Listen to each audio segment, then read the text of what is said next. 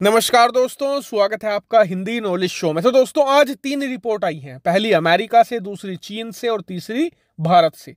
और इन 3 रिपोर्ट को देखकर पूरी दुनिया दंग रह गई है और आप भी हैरान रह जाओगे। और ऐसा इसलिए क्योंकि तीनों रिपोर्ट के जो नतीजे हैं वो बिल्कुल विपरीत हैं।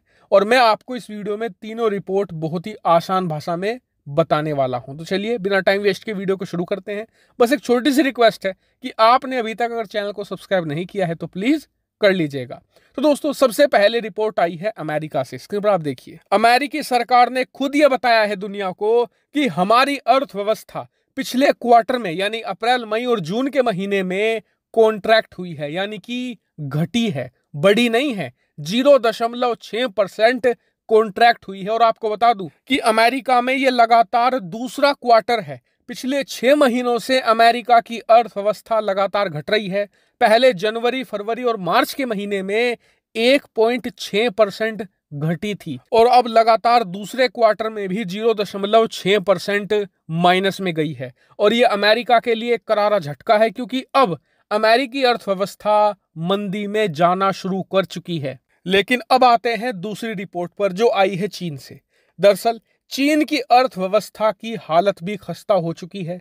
पिछले क्वार्टर में जब रिपोर्ट आई थी तो इनकी जीडीपी मात्र 2% के हिसाब से बढ़ी थी। लेकिन अब आंकड़े निकलकर सामने आए हैं जिसमें बताया गया है कि दूसरे क्वार्टर में यानी पिछले 3 महीनों में चीनी अर्थव्यवस्था की रफ्तार या तो माइनस में रह सकती है या फिर ज्यादा से ज्यादा 1% के हिसाब से ही बढ़ सकती है। और इन 2 रिपोर्ट से हमें साफ दिखता है कि जो दुनिया की 2 सबसे बड़ी अर्थव्यवस्थाएं हैं यानी अमेरिका और चीन, वो भर भरा कर गिर रही हैं। और इसका असर पूरी दुनिया पर देखा जा रहा है। यूरोप की अर्थव्यवस्थाएं भी या तो 1-2% के हिसाब से बढ़ रही है या फिर माइनस में जाती जा रही हैं। लेकिन इसी बीच एक और रिपोर्ट आई है जिसने पूरी दुनिया को हैरान कर दिया है। ये रिपोर्ट आई है भारत से।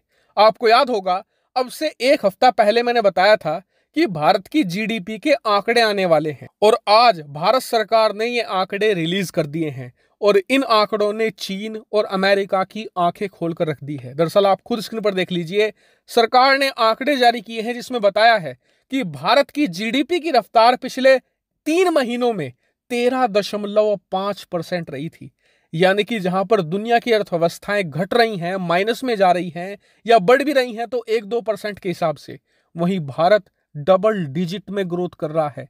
13.5% की जीडीपी ग्रोथ बहुत ही तेज मानी जाती है। और आपको बता दूं, अगर स्थिति सामान्य होती ना और दुनिया भर में जो अर्थव्यवस्थाएं घट रही हैं वो ना घट रही होती तो भारत की जीडीपी ग्रोथ 20% को भी पार कर जाती। लेकिन यकीन मानिए, इस समय भारत अर्थशास्त्रियों के बीच रिसर्च का मुद्दा बन चुका है कि भारत इतनी भयानक रफ्तार से आगे कैसे बढ़ रहा है।